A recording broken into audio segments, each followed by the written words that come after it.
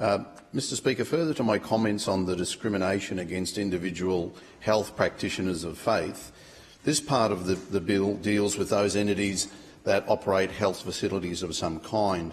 Now, the bill forces institutions that have been established often as part of a faith-based charter that cares for the sick, the elderly and for the dying.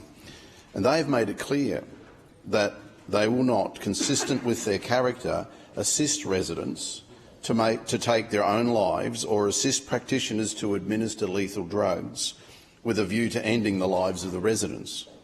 They've also said they will not permit entry to professionals who are either prepared to assist persons to take their own lives or to administer lethal doses to such persons.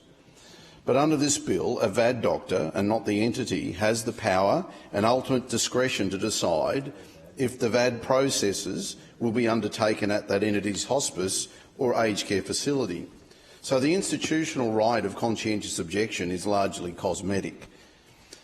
The Minister's guidelines will not change the fact that this bill, unless amended, forces non-government healthcare entities to allow a practice on their facilities that they and the majority of their residents, the community, want nothing to do with and do not want to be forced to either witness it nor have it happen in their community.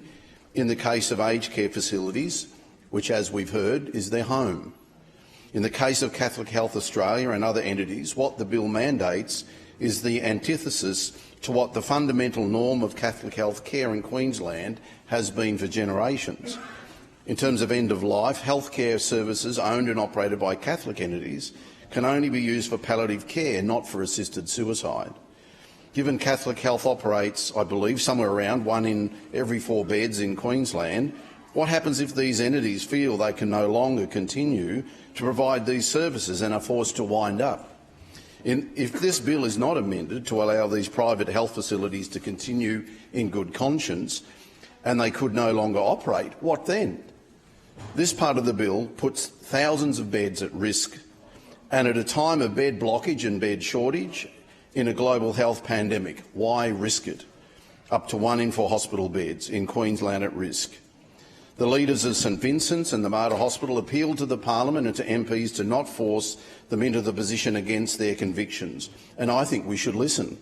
I think if we don't, we may pay a very high price for forcing this on these institutions who've served us well for a long time. Mr. Speaker.